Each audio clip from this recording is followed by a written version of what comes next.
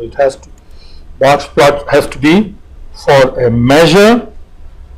So this, in my notes I've given you what information is contained. Suppose we have a unit price and we want box plot for unit price, and you want that for each product category. So let's say product category. So here is box plot. Okay, so that gives you, well, product categories in detail. That's not very useful. So let's take you to columns here. Well, anyway, let me describe what box plot is. We will do this again for each category. The box plot is, it describes the shape of the data, and the width of the box is immaterial. So width doesn't mean anything at all. It's only the height. Okay. So this is the smallest value at the bottom. This is the largest value at the top. Okay. Now the mid part, that's your median. The box itself is the first quartile and the third quartile. Quartile is, you divide the data. First you have to order it, largest to the smallest.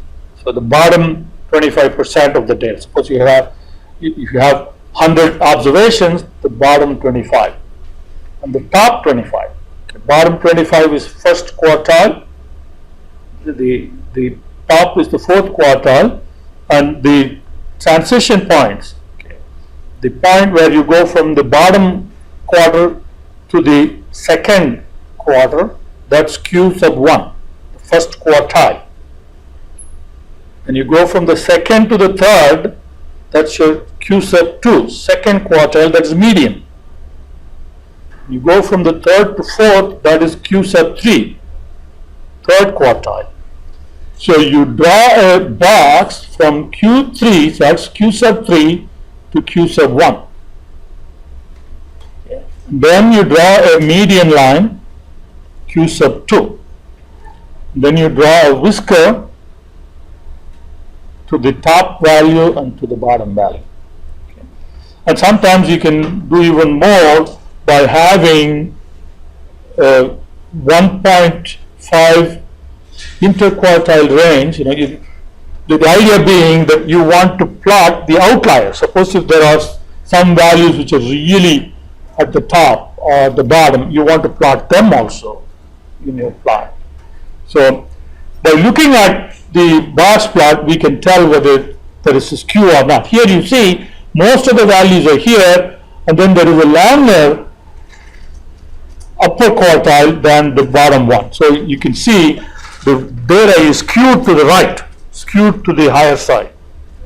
It is not symmetric. Suppose if the two whiskers are of the same size, and if the median is right at the center, then you have a perfectly symmetric distribution.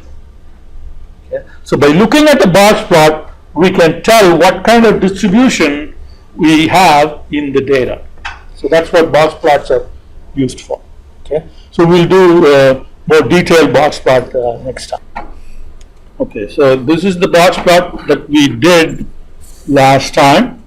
So where we have some the unit price, we are plotting unit price, and then we have product category here as size. Okay, suppose if I remove product category from here, okay, you see just 1 point, and that's because when you bring in unit price, right, what would Tableau do?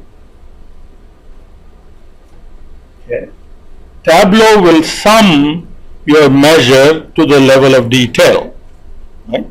The level of detail at this point, there is no granularity at all. You're at the top, okay, because you have no dimensions or anything in any of these cards. So the entire column of unit price will get all added up, and you'll have only 1 point. So there is only one mark. You see here, There is only one mark, and that's why. So the median, the lower whisker, the lower hinge, those are the terminologies similar to the ones that I described. So they're all the same because it's just a sum.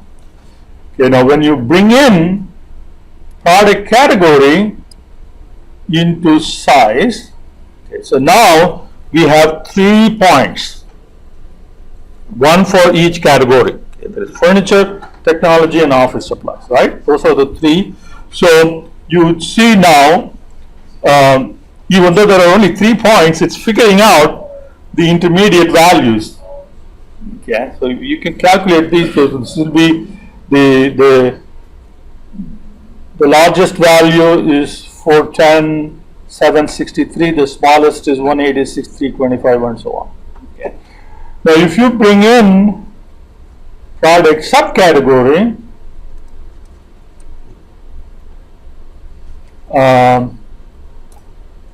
okay. So now for each subcategory, it's all adding everything up. So again, you see nothing there. Okay. You can bring subcategory to color, then you see there is 1 with the points colored for subcategories. So now we have 17 marks instead of 3, like when we had only product category. So when we bring in product subcategory, so we have 17 points. So the box plot is now plotted for those 17 points. Okay, and if you bring in region, to columns, then you get 1 plot for each region, 1 box plot for each region, and each of them will have 17 marks, so 17 times 4, or some of them may not have all the subcategories. So you get, but here it is 68 marks, so that is 17 times 4. Okay, so box plot, okay, it's for data visualization, box plots are not that important, but it's for technical analysis, it is extremely useful.